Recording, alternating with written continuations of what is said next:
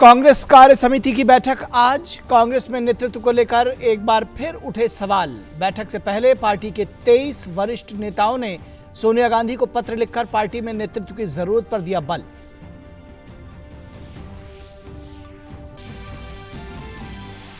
बिहार में बाढ़ की स्थिति गंभीर, 16 जिलों के 83 लाख से ज्यादा लोग बाढ़ से प्रभावित। उत्तर प्रदेश में बाढ़ प्रभावितों की मदद के लिए योगी सरकार सक्रिय। प्रभावितों की सहायता के लिए राज्य सरकार ने 200 राहत शिविर किए स्थापित। गुजरात, मध्य प्रदेश समेत कई राज्यों से बारिश का अलर्ट।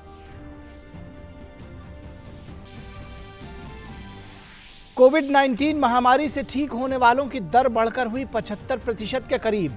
ठीक होने वालों की संख्या सक्रिय मामलों की संख्या से हुई 3 गुना ज्यादा।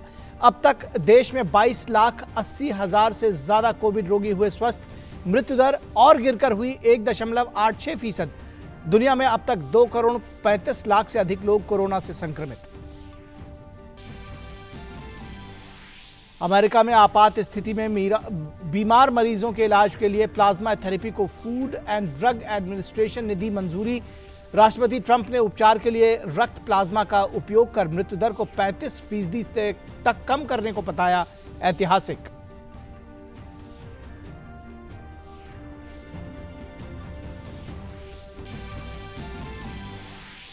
और बायर्न म्यूनिख ने छठी बार किया चैंपियंस लीग के खिताब पर कब्जा। फाइनल में पेरिस सेंट जर्मन को 1-0 से दी मात। जर्मन क्लब के लिए किंग्सले कोमान ने दी विजयी गोल। बायर्न म्यूनिख के प्रशंसकों में खुशी की लहर।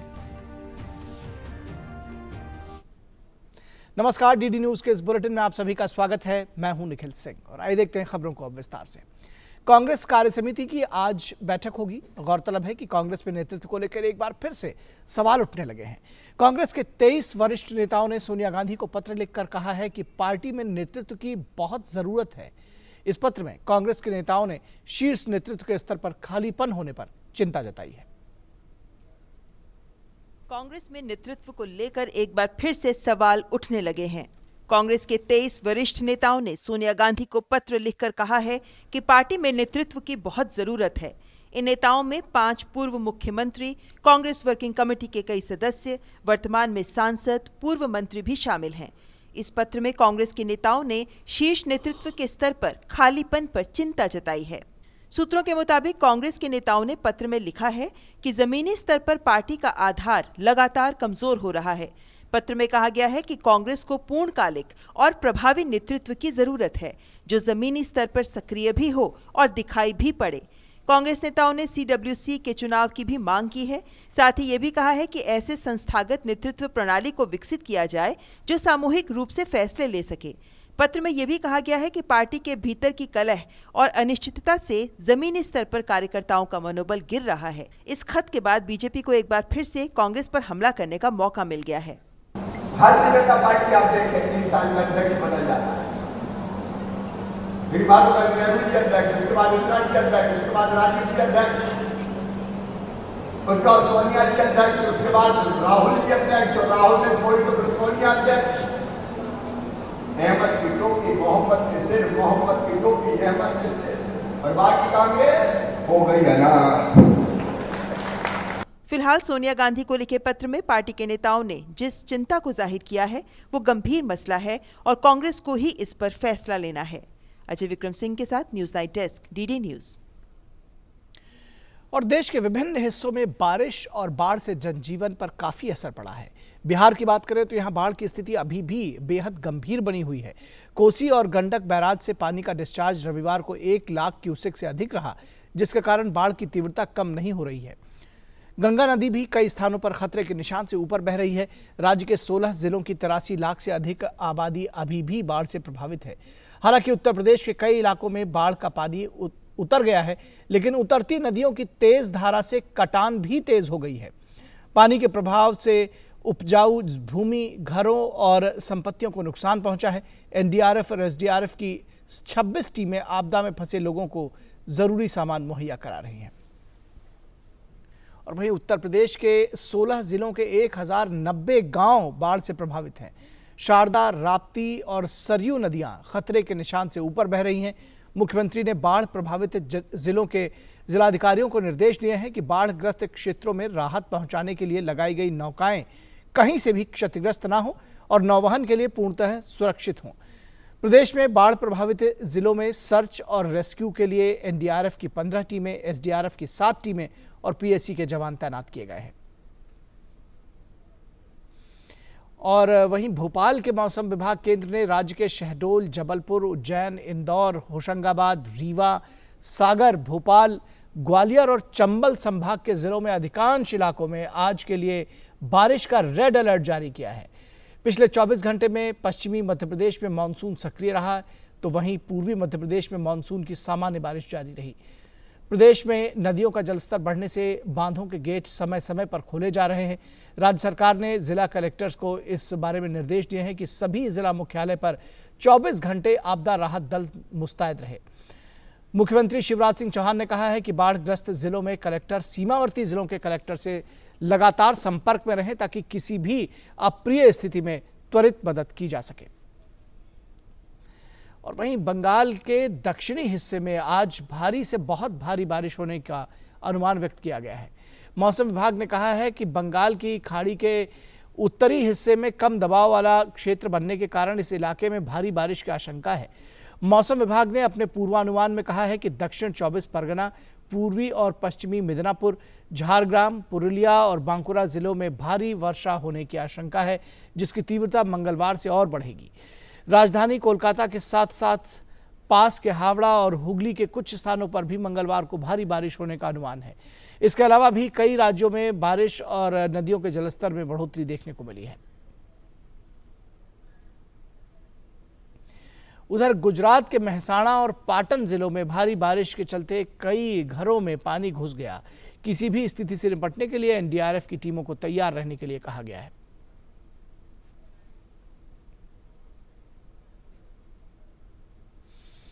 और बात कोविड की। कोविड-19 संक्रमण को थामने के लिए सबसे अहम मानी जाती है टेस्टिंग, और देश में टेस्टिंग की रफ्तार लगातार आगे बढ़ रही है। देश में स्वस्थ होने वालों की दर बढ़कर 75% तक पहुंच गई है। पिछले 24 घंटे में 57,989 मरीज स्वस्थ हुए हैं, जिनमें से स्वस्थ हुए मरीजों का कुल आंकड़ा 22,80,566 तक पहुंच गया है। मृत्यु दर भी लगातार कम होकर 1.86% तक पहुंच गई है। देश में अब तक कुल 3.5 करोड़ से अधिक परीक्षण हो चुके हैं। पिछले 6 दिनों से लगातार रोजाना 8 लाख से अधिक नमूनों का परीक्षण किया जा रहा है। पिछले 24 घंटों में कुल 8,01,147 कोविड-19 टेस्ट किए जा चुके हैं। टेस्ट, ट्रैक और ट्रीट यानी परीक्षण, निगरानी और उपचार की नीति पर जोर देने का नतीजा है कि आज प्रति 10 लाख की आबादी पर परीक्षणों की संख्या बढ़कर 25,574 तक पहुंच गई है। देश में कुल 1,515 प्रयोगशालाएं परीक्षण की सुविधाएं उपलब्ध करा रही हैं, जिनमें सरकारी क्षेत्र की 983 लैब्स हैं और 532 निजी प्रयोगशालाएं हैं।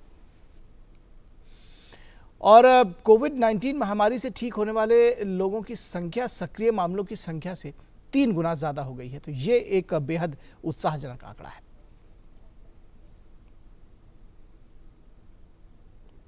और ये जो गैप है, आप इस चार्ट के जरिए देख सकते हैं कि लगातार बढ़ रहा है, और जो सक्रिय मामले हैं उसकी अपेक्षा जो लोग ठीक हो रहे हैं उनकी संख्या लगातार बढ़ रही है, और अब ये सक्रिय मामलों से बढ़कर 3 गुना ज्यादा हो गए।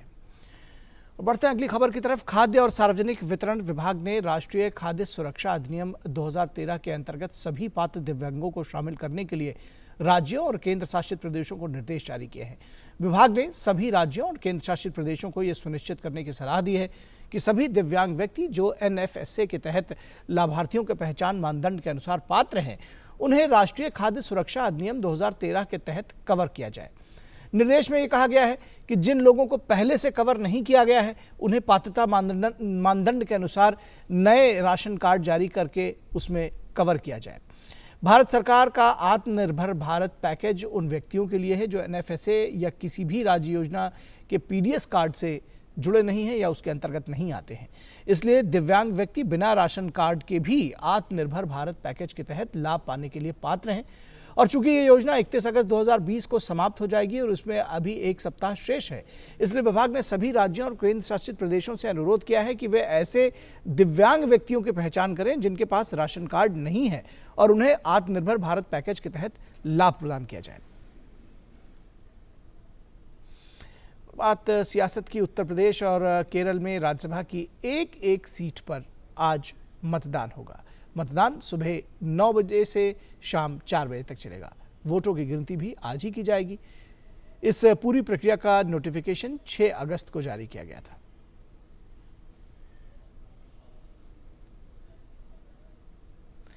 दिवंगत राजनेता और एनडीए सरकार में कई मंत्री पद संभाल चुके अरुण जेटली की आज पहली पुण्यतिथि है। दिवंगत राजनेता और एनडीए सरकार में कई मंत्री पद संभाले अरुण जेटली ने और भारतीय जनता पार्टी के संगठनकर्ता के रूप में उनकी भूमिका सर्वोपरि रही। प्रधानमंत्री नरेंद्र मोदी की कैबिनेट में रक्षा, वित्त, कॉरपोरेट, सूचना और प्रसारण मंत्रालय का जिम्मा संभालने वाले अरुण जेटली सियासत के एक मजे हुए राजनेता थे जो हमेशा संकट मोचन के तौर पर याद किए जाएंगे। चर्चित कानूनविद और अत्यंत व्यवहार कुशल राजनेता दिवंगत अरुण जेटली भारतीय राजनीति का एक ऐसा नाम जिन्होंने दिल्ली विश्वविद्यालय से एक छात्र नेता के रूप में अपने करियर की शुरुआत की। एक छात्र नेता से रक्षा मंत्री और वित्त मंत्री तक का सफर उनके प्रभावी व्यक्तित्व की कहानी स्वयं बयान करता है। प्रधानमंत्री नरेंद्र मोदी की कैबिनेट में रक्षा, वित्त, कॉरपोरेट, सूचना और प्रसारण मंत्रालय का जिम्मा संभालने वाले अरुण जेटली सियासत के एक मजे हुए राजनीतिज्ञ थे जो हमेशा संकट मोचक के रूप में याद किए जाएंगे। अरुण जेटली अटल बिहारी वाजपेयी सरकार में भी कानून समेत कई मंत्रालयों का जिम्मा संभाल चुके हैं। राज्यसभा में विपक्ष के नेता के रूप में अरुण जेटली की शानदार पारी का जिक्र लाजमी है, जब उन्होंने 2G और कोयला घोटाले पर यूपी सरकार के खिलाफ न सिर्फ संसद में आवाज बुलंद की बल्कि देश भर में भ्रष्टाचार के खिलाफ माहौल बनाने में प्रभावी भूमिका अदा की। उच्चतम न्यायालय में वरिष्ठ अधिवक्ता रह चुके अरुण जेटली एक कुशल वक्ता थे जिन्होंने अपनी वाक्पटुता से विपक्ष के नेता के रूप में अपनी एक मुकम्मल पहचान बनाई। अरुण जेटली एक ऐसे राजनेता थे जिनके तमाम दलों के नेताओं से रिश्ते बेहद मधुर और प्रगाढ़ थे।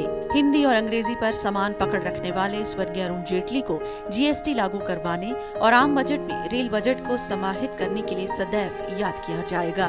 भारतीय जनता पार्टी के संगठनकर्ता के रूप में भी अरुण जेटली की भूमिका सर्वोपरि रही। वे भारतीय जनता पार्टी के राष्ट्रीय प्रवक्ता के रूप में और कई राज्यों के संगठन प्रभारी के रूप में भी महत्वपूर्ण भूमिका अदा कर चुके थे। अरुण जेटली भारतीय जनता पार्टी के केंद्रीय चुनाव समिति के सदस्य, संसदीय दल के सदस्य के रूप में लंबे समय तक काबिज रहे। 2005 में बिहार विधानसभा चुनाव के समय बीजेपी के प्रभारी के रूप में उनकी सफलता को पार्टी हमेशा याद करेगी। पीएम मोदी के दूसरे कार्यकाल में 2019 में स्वास्थ्य कारणों से कैबिनेट में शामिल नहीं होने वाले अरुण जेटली ने 24 अगस्त को मात्र 66 साल की उम्र में दुनिया को अलविदा कह दिया। उनकी पहले पुण्यतिथि पर उन्हें डीडी न्यूज की श्रद्धांजलि। राजेश राज की रिपोर्ट, डीडी न्यूज के लिए। तो एक शानदार अधिवक्ता और प्रखर राजनेता थे जेटली जी और उन्हें हमेशा याद किया जाएगा। दिवंगत राजनेता और एनडीए सरकार में कई मंत्री पद संभाल चुके अरुण जेटली की आज पहली पुण्यतिथि है, जैसा कि हमने बताया आपको। और प्रधानमंत्री नरेंद्र मोदी के दिवंगत नेता अरुण जेटली को उन्होंने याद किया है और कहा है कि पिछले साल अपने प्रिय मित्र अरुण जेटली को खो दिया था। अरुण जी ने पूरी लगन से देश की सेवा की। उनकी बुद्धि, विवेक, कानूनी कौशल और गर्मजोशी भरा व्यक्तित्व उन्हें महान बनाता है। प्रधानमंत्री ने पिछले साल उनकी याद में आयोजित प्रार्थना सभा का वीडियो भी साझा किया। वे सर्व मित्र थे, वे सर्व प्रिय थे और वे अपनी प्रतिभा के कारण, अपने पुरुषार्थ के कारण, अपने प्रभाव के कारण जिसको भी जहां पर भी उपयोगी हो सकते थे वे हमेशा उपयोगी होते थे।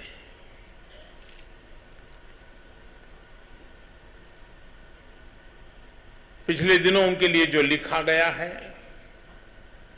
उनके लिए जो कहा गया है और अभी भी अनेक महानुभावों ने जिस प्रकार से अपनी स्मृतियों को यहां ताजा किया है, इस सबसे हम अनुभव कर सकते हैं कि ये व्यक्तित्व कितना विशाल था, कितनी विविधताओं से भरा हुआ था। अब पल भर के लिए कल्पना कीजिए, मेरे जैसे व्यक्ति का क्या होता होगा जिसने ऐसे प्रतिभावान साथी को खोया होगा, जिसका वर्णन हम लगातार सुन रहे हैं। कितनी बड़ी कमी महसूस होती होगी, शायद उसको शब्दों में मैं वर्णन नहीं कर सकता हूं, लेकिन प्रतिपल अनुभव करता हूं। वे बीमार थे और उनकी बीमारी कोई आज की नहीं थी। और दिवंगत नेता अरुण जेटली की पहली पुण्यतिथि पर गृह मंत्री अमित शाह ने एक भावुक पोस्ट करके उन्हें याद किया है। अमित शाह ने अपने ट्वीट में लिखा है, अरुण जेटली जी को याद करते हुए एक उत्कृष्ट राजनीतिक कुशल वक्ता और एक महान इंसान जिनका भारतीय राजनीति में कोई सानी नहीं था। वो बहुआयामी एक बेहतरीन दोस्त थे जिन्हें उनके महानता, परिवर्तनकारी दृष्टि और देशभक्ति के लिए याद किया जाएगा।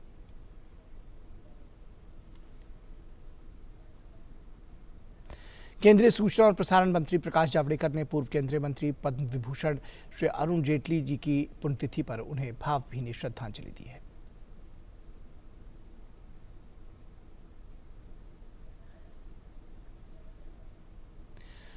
असम में गुवाहाटी से उत्तरी गुवाहाटी के बीच ब्रह्मपुत्र नदी पर तैयार बहुप्रतीक्षित रोपवे सेवा आज से आम जनता के लिए शुरू हो जाएगी। ब्रह्मपुत्र नदी के दक्षिणी छोर से उत्तरी किनारे तक 2 किलोमीटर लंबी दूरी तय करने वाली ये रोपवे सेवा नदी पर बनी देश की सबसे लंबी रोपवे सेवा होगी। राज्य के लोक निर्माण विभाग मंत्री डॉक्टर हेमंत बिश्व शर्मा इस सेवा का सुबह 11 बजे औपचारिक तौर पर उद्घाटन करेंगे। कोविड महामारी के बीच फिल्म और टेलीविजन कार्यक्रमों की शूटिंग फिर से शुरू करने के लिए मानक संचालन प्रक्रिया जारी की गई है। मीडिया प्रोडक्शन के लिए दिशा निर्देश जारी होने का फिल्म और टीवी जगत में से जुड़े लोगों ने स्वागत किया है। फिल्म और टीवी जगत ने सरकार का धन्यवाद किया है और कहा है कि इससे फिल्म और टेलीविजन के सीरियल्स को फिर से रफ्तार बढ़ने में मदद मिलेगी। We, the film studios and the senior workers of Northeast India, welcome and appreciate the SOP of INB Ministry to cope up the challenges of COVID-19 and to continue the artistic production smoothly during this COVID-19. We thank Honorable INB Minister Sri Prakash Javadekar ji and his team for this SOP, which is designed so systematically, covering everything of our artistic productions. जो SOP आया ministry of information broadcasting से, central government से, वो इतना apt है और इतना producer friendly है कि अब प्रोड्यूसर्स को शूट करने के अंदर कोई प्रॉब्लम नहीं होगी। जैसे पहले महाराष्ट्र गवर्नमेंट का SOP आया तो उसके अंदर इतनी प्रॉब्लम्स थी कि जिसकी वजह से हमको उस समय हाई कोर्ट में जाना पड़ा था और 65 ईयर्स एंड अबव की हमको परमिशन मिल गई थी। और इस SOP के अंदर ये है कि you have to take extra care for the older ones and for the younger ones. उसके अलावा SOP is perfectly fit for all the producers to shoot. इसके अंदर कोई प्रॉब्लम नहीं आएगी और सारे प्रोड्यूसर्स और हर आदमी इससे खुश होगा।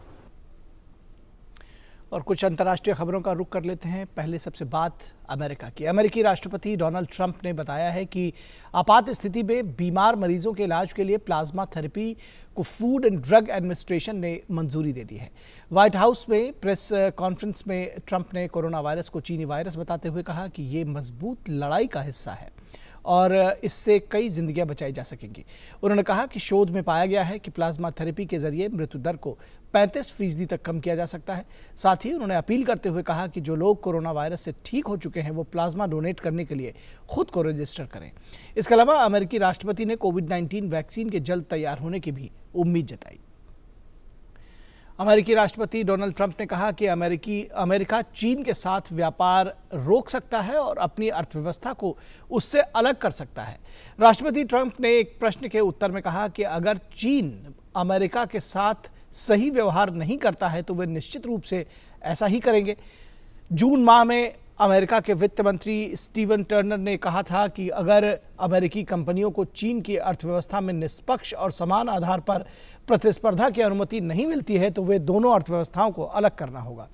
जनवरी में दोनों देशों के बीच व्यापार संघर्ष को लेकर वार्ता असफल होने के बाद राष्ट्रपति ट्रंप ने दूसरे चरण की वार्ता के दरवाजे बंद कर दिए थे। उन्होंने कहा था कि कोविड महामारी को लेकर चीन के रवैये से वे असंतुष्ट हैं। और वहां के चुनावों की बात करें तो अमेरिकी राष्ट्रपति चुनाव में डेमोक्रेटिक पार्टी के प्रत्याशी जो बाइडेन और उपराष्ट्रपति पद की उम्मीदवार कमला हैरिस पहली बार संयुक्त साक्षात्कार में शामिल हुए। एबीसी न्यूज़ को दिए गए साक्षात्कार में जो बाइडेन ने कहा कि अगर वैज्ञानिकों द्वारा सिफारिश की जाती तो वो कोविड-19 के प्रसार को रोकने के लिए देश को बंद कर देते। उन्होंने कहा कि जब तक वायरस और सार्वजनिक स्वास्थ्य आपातकाल नियंत्रित नहीं होता तब तक देश आर्थिक रूप से नहीं उबर सकता। उन्होंने साक्षात्कार में आगे कहा कि वो राष्ट्रपति पद पर 2 कार्यकाल तक अपनी सेवाएं देने के लिए निश्चित तौर पर तैयार हैं। उल्लेखनीय है कि अगर 3 नवंबर को होने वाले राष्ट्रपति चुनाव में बाइडेन की जीत होती है तो वह अमेरिकी राष्ट्रपति बनने वाले सबसे उम्रदराज व्यक्ति होंगे। वो 78 वर्ष की उम्र में राष्ट्रपति पद की शपथ लेंगे। डेमोक्रेटिक पार्टी के राष्ट्रीय सम्मेलन के बाद ये पहला संयुक्त साक्षात्कार है। इससे पहले मौजूदा राष्ट्रपति और रिपब्लिकन पार्टी के प्रत्याशी डोनाल्ड ट्रंप की उम्र 74 साल है। उन्होंने 70 साल 220 दिन की उम्र में राष्ट्रपति पद की शपथ ली थी और तब अमेरिका के सबसे उम्रदराज राष्ट्रपति बने थे। और उत्तरी खाड़ी में 2 चक्रवाती तूफानों लारा और मार्को की दस्तक से अमेरिका के लुइसियाना और पूर्वी टेक्सास शहर दहशत में हैं। इन तूफानों से कैरिबियाई और अमेरिकी खाड़ी तट पर खासा असर पड़ने की संभावना है। रविवार को अमेरिकी राष्ट्रपति डोनाल्ड ट्रंप ने इन दोनों तूफानों को अभूतपूर्व खतरा बताया था। तूफान मार्को के आज लुइसियाना तट से टकराने का अनुमान है। वहीं चक्रवाती तूफान लॉरा डोमिनिक रिपब्लिक हैती की ओर क्यूबा की ओर बढ़ रहा है। इसके मद्देनज़र रविवार को क्यूबा के तटीय इलाकों में रहने वाले लोगों को वहां से हटा दिया गया है। इस बीच लुइसियाना के गवर्नर जॉन बेल एडवर्ड्स ने राज्य के लोगों को चेतावनी देते हुए कहा है कि दोनों तूफानों मार्को और लारा के कारण उत्पन्न होने वाली स्थिति से निपटने के लिए लोग तैयार रहें। वहीं राष्ट्रीय तूफान केंद्र ने भी चेतावनी दी है कि दोनों तूफानों की दस्तक से इलाके का मौसम काफ़ी खराब रहने की संभावना है। और अमेरिका में ही कैलिफोर्निया के जंगल में लगी भीषण आग के लिए राष्ट्रपति डोनाल्ड ट्रंप ने कैलिफोर्निया के लिए एक आपात घोषणा को मंजूरी दी है। राज्य गवर्नर गेविन न्यूसॉम ने एक बयान में कहा है कि घोषणा इस संकट के समय में आग से प्रभावित काउंटी के लोगों के आवास और अन्य सामाजिक सेवाएं मुहैया कराने में मदद करेगी। हालांकि इस सप्ताहांत मौसम बदलने के कारण आग के बहुत तेजी से फैलने और अन्य हिस्सों में नई आग लगने की आशंका जताई गई है, जिससे राज्य के दमकल कर्मियों को चिंता में डाल दिया है। नेशनल वेदर सर्विस ने आज दोपहर तक खाड़ी क्षेत्र और सेंट्रल कोस्ट के पास और भयंकर आग लगने के खतरे की चेतावनी जारी की है। सैन फ्रांसिस्को के खाड़ी क्षेत्र में और उसके आसपास के इलाकों में ग्रामीण इलाकों को आग ने काफ़ी तबाही पहुंचाई है। आग अब तक 1120 वर्ग मील क्षेत्र को अपने चपेट में ले चुकी है। आग से कैलिफोर्निया के सबसे पुराने राज्य पार्क बिग बेसिन रेडवुड्स बर्बाद हो चुका है। आग ने अब तक कुल 5 लोगों की जान ली है। आग की वजह से हजारों लोगों को अपने घरों से निकलने पर मजबूर होना पड़ा है। और दुनिया भर में अगर कोविड वायरस की बात करें तो कोरोना वायरस का कहर जो है वो जारी है। जहां कोरोना से संक्रमितों की संख्या 2,35,76,000 के पार हो गई है, वहीं इस महामारी से मरने वालों की संख्या 8,12,000 के करीब पहुंच गई है। कोरोना से सबसे अधिक प्रभावित देशों में अमेरिका आगे है, जहां कोरोना से संक्रमित लोगों की संख्या 58,73,000 से ज़्यादा है। अमेरिका में इस महामारी से 1,80,000 से ज़्यादा लोगों की मौत हो चुकी है। अमेरिका का न्यूयॉर्क और कैलिफोर्निया प्रांत कोरोना से सबसे बुरी तरह से प्रभावित है। खबर खेल के मैदान से। जर्मन क्लब बायर्न म्यूनिख ने चैंपियंस लीग का खिताब जीत लिया है। रविवार को खेले गए फाइनल मुकाबले में बायर्न ने पेरिस सेंट जर्मन को 1-0 से हराने में सफलता पाई। इस मैच के पहले हाफ में दोनों ही टीमों में से किसी ने भी गोल करने में सफलता नहीं पाई। हालांकि दूसरे हाफ में बायर्न के लिए किंग्सले कोमान ने हेडर से 59वें मिनट में गोल कर टीम को बढ़त दिला दी। बायर्न की यह बढ़त खेल समाप्त होने तक बरकरार रही। पीएसजी की तरफ से नेमार ने गोल करने के 2 और किलियन एम्बाप्पे ने 1 मौका गंवाया। बायर्न का ये छठा चैंपियंस लीग खिताब है। बायर्न चैंपियंस लीग में एक भी मुकाबला नहीं गंवाकर खिताब जीतने वाली पहली टीम भी बन गई है। इसी के साथ बायर्न ने हंसी फ्लिक की कोचिंग में इस सत्र में खिताबी हैट्रिक लगाने में सफलता पाई है। चैंपियंस लीग से पहले उन्होंने बुंदेसलीगा और जर्मन कप पर खिताब भी कब्जा किया था। और रविवार की देर रात चैंपियंस लीग की खिताबी जीत के साथ ही जर्मन क्लब बायर्न म्यूनिख के समर्थकों ने जश्न मनाना शुरू कर दिया। म्यूनिख में काफ़ी संख्या में खेल प्रेमी रेस्टोरेंट के अंदर और बाहर गाते और नाचते हुए दिखाई दिए। किंग्सले कोमान ने जैसे ही गोल किया, रेस्टोरेंट में मौजूद खेल प्रेमियों ने एक दूसरे को गले लगा लिया। समर्थक खुशी से नाचने लगे। जर्मन क्लब के इन समर्थकों ने कोरोना महामारी के दौरान अपनी टीम के प्रदर्शन पर संतुष्टि जताई।